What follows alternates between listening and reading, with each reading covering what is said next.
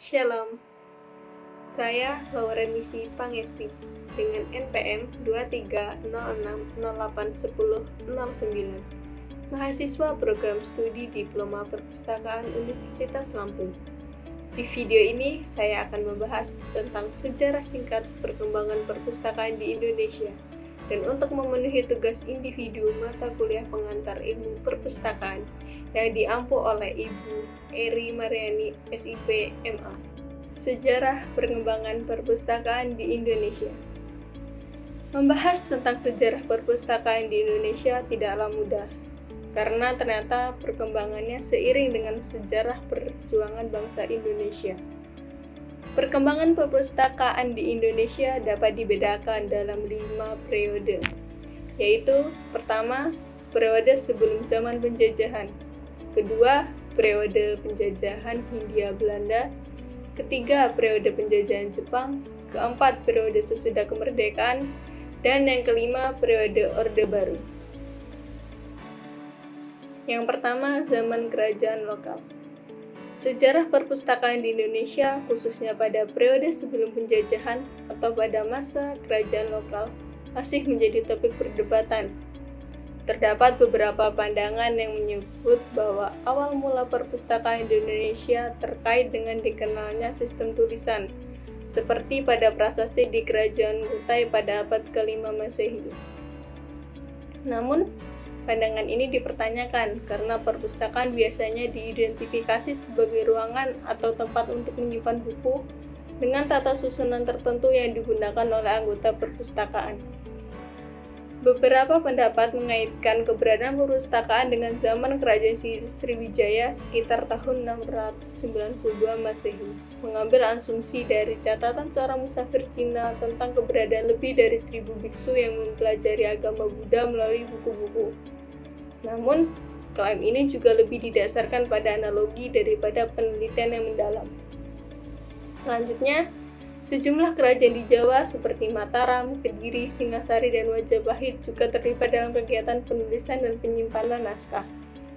Meskipun banyak karya sastra dan agama Buddha yang dihasilkan pada periode ini, belum ada bukti yang pasti tentang keberadaan perpustakaan dengan ruang penyimpanan buku dan katalog pada masa tersebut. Kesulitan dalam membuktikan secara pasti sejarah perpustakaan di zaman kerajaan lokal di Indonesia disebabkan oleh dominasi budaya lisan dibandingkan dengan budaya tulisan pada masa tersebut. Hal ini menyulitkan peneliti untuk mengkonfirmasi keberadaan perpustakaan dengan bukti yang kuat pada masa tersebut. Kedua, zaman penjajahan Hindia Belanda. Perang salib menyebabkan penjajahan yang memudahkan semangat imperialisme Eropa untuk memperluas daerah jajahannya, terutama setelah jatuhnya Konstantinopel dan krisis ekonomi di Eropa. Faktor-faktor seperti kemajuan teknologi, penemuan kompas, dan buku perjalanan Marco Polo juga mempengaruhi semangat penjelajahan Eropa. Bangsa Eropa, terutama Portugis, dan kemudian diikuti oleh Inggris, Prancis, Spanyol, Belanda, dan Jepang, datang ke Nusantara dengan tujuan mencari emas, kekuasaan, serta menyebarkan agama Kristen. Perjalanan ini tidaklah mudah, diawali dengan kedatangan Portugis pada tahun 1510 dan diikuti oleh bangsa Belanda yang datang melalui jalur baru menuju Indonesia.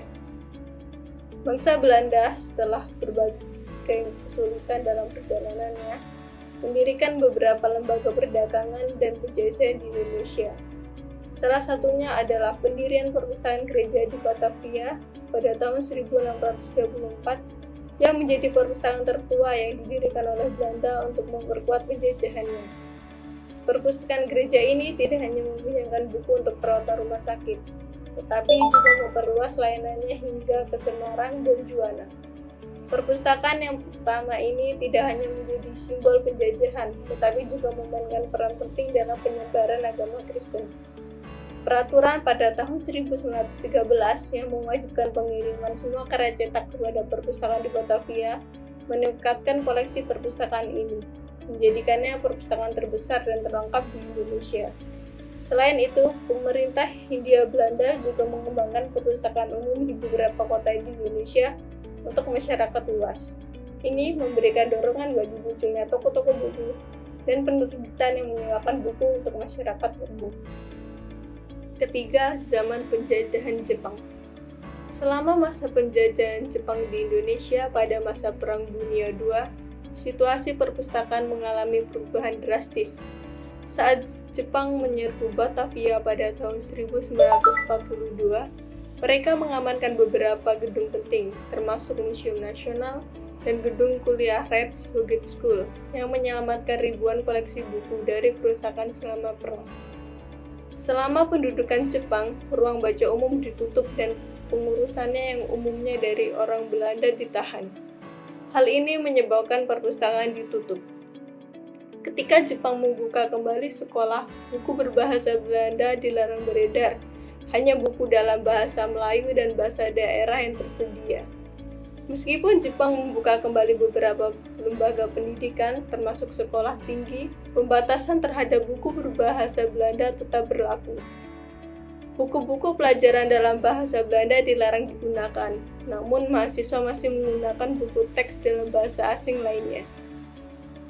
Pemerintah Jepang membuka kembali beberapa badan dan lembaga dengan tujuan membantu mesin perang mereka.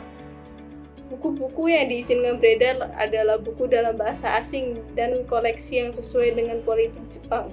Sementara buku-buku berbahasa Belanda dilarang.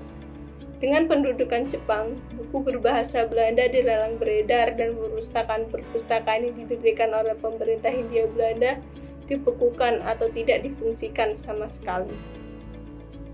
Selanjutnya yang keempat, zaman sesudah kemerdekaan. Pada awal kemerdekaan Indonesia, perpustakaan tidak menjadi fokus utama karena situasinya masih dalam pemulihan dari masa peperangan. Fokus utama saat itu adalah pertahanan dan pembangunan nasional.